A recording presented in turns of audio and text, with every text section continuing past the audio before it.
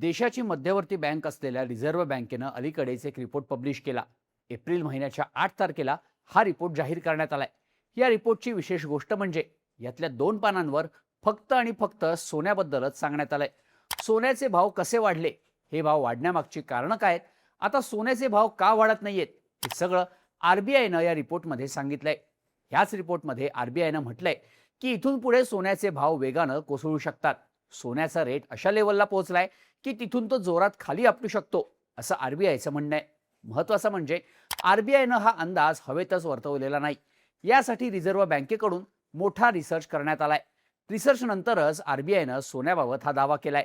पण आरबीआयचा रिपोर्ट नक्की आहे काय? या रिपोर्टमध्ये सोन्याबद्दल काय सांगण्यात आलंय? सोन्याचे भाव कोसळणार असं रिझर्व्ह बँक का म्हणते? यामागची कारणं काय आहेत? सगळा विषय समजून घेऊया त्या व्हिडिओमधून. नमस्कार, मी शार्दूल आणि तुम्ही बघताय बोल व्हिडिओ. रिझर्व्ह बँक ऑफ इंडियानं सोन्याबाबतचा अंदाज ज्या रिपोर्टमध्ये वर्तवलाय तो रिपोर्ट आहे मॉनिटरी पॉलिसी कमिटीचा. ही कमिटी देशातली महागाई नियंत्रणात ठेवण्यासाठी पॉलिसी इंटरेस्ट रेट तसंच रेपो रेट ठरवत असते. यावेळी या कमिटीनं सोन्याच्या किमतींचाही अभ्यास केलाय. महत्वाचं म्हणजे आरबीआयनं 5-10 वर्ष नाही तर तब्बल 1960 पासून आजपर्यंतच्या आकडेवारीचं विश्लेषण करून हा रिपोर्ट पब्लिश केलाय. आरबीआयचं म्हणणं आहे की सोनं सध्या बबल टेरिटरीमध्ये आहे, म्हणजेच सोन्याच्या किमतीचा बुडबुडा तयार झालाय. हा बुडबुडा फुटला की सोन्याच्या किमतीही जोरात कोसळतील, असा दावा आरबीआयनं केलाय. यासाठी आरबीआयनं एक फॉर्म्युलाही सांगितलाय. आता आरबीआयला नक्की काय म्हणायचंय हे समजून घेण्याआधी आपल्याला मागच्या काही वर्षात सोन्याच्या किमती कशा वाढतायत हे जाणून घेणं महत्वाचं ठरतं. तर सोन्याच्या किमतींमध्ये वाढ सुरू झाली ती 2024 पासून. डिसेंबर 2024 पर्यंत भारतात 1 तोळा सोन्याचा भाव साधारणपणे 76,000 रुपयांच्या आसपास होता. पण पुढच्या 1 वर्षात म्हणजेच डिसेंबर 2025 मध्ये हाच भाव थेट 1,40,000 रुपयांवर जाऊन पोहोचला. त्यानंतरच्या एका महिन्यात म्हणजे जानेवारी 2026 मध्ये सोन्यानं या आधीचे सगळे रेकॉर्ड मोडले. जानेवारीमध्ये 10 ग्रॅम सोन्याचा भाव 1,80,000 रुपयांपर्यंत पोहोचला होता. सोन्याच्या किमतींमधली ही वाढ पाहून इन्व्हेस्टर्सनं सोन्यात प्रचंड गुंतवणूक करायला सुरुवात केली. कित्येकांनी शेअर बाजार आणि म्युच्युअल फंडमधून पैसे काढून सोन्यात गुंतवले. आता सोन्याचा भाव जानेवारीतल्या ऑल टाइम हाय लेवल पासून खाली आलाय. सध्या 1 तोळा सोन्याचे रेट 1,55,000 रुपयांच्या आसपास आहे. पण आता आरबीआयनं सोन्याचा भाव कोसळण्याचा जो दावा केलाय त्यामुळे अनेकांची चिंता वाढली आहे. आता आरबीआयचा दावा नक्की आहे काय ते नीट समजून घेऊया. रिझर्व्ह बँकेनं हा दावा एका फॉर्म्युल्याच्या आधारे केलाय. या फॉर्म्युल्याचं नाव आहे right tailed augmented Dickey Fuller, म्हणजेच RTADF. हा स्टॅटिस्टिक्सचा एक फॉर्म्युला आहे. या फॉर्म्युल्यानुसार आरबीआयनं सोन्याच्या वाढत्या किमतींचा अभ्यास केला.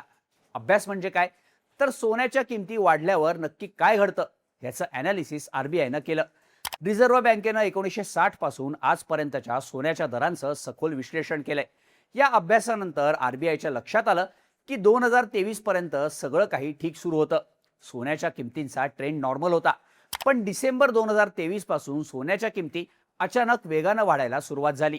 किमती एवढ्या वाढल्या की फेब्रुवारी 2026 पर्यंत सोन्याची किंमत थेट दुप्पट झाली. आता या RTADF फॉर्म्युल्यानुसार आरबीआयच्या लक्षात आलं की सध्या सोनं 95% नाजूक पातळीवर पोहोचलंय. याचा अर्थ काय, तर सोन्याच्या किमतीला असलेला धोका आता तब्बल 95% पोहोचलाय. रिझर्व्ह बँकेनं आपल्या रिपोर्टमध्ये हेच नमूद केलंय.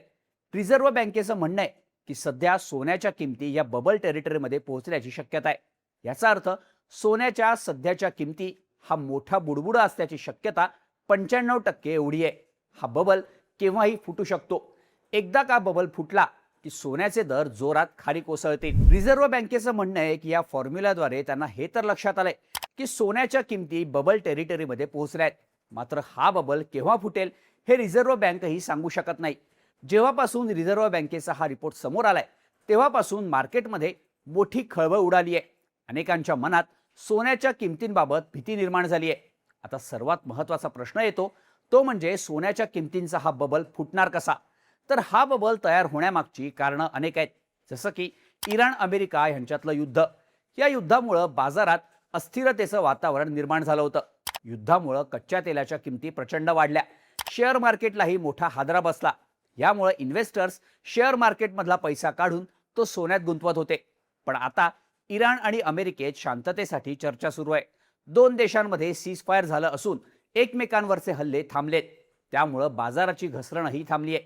सीज फायरची घोषणा झाल्यापासून शेअर मार्केटही बऱ्यापैकी सावरलाय.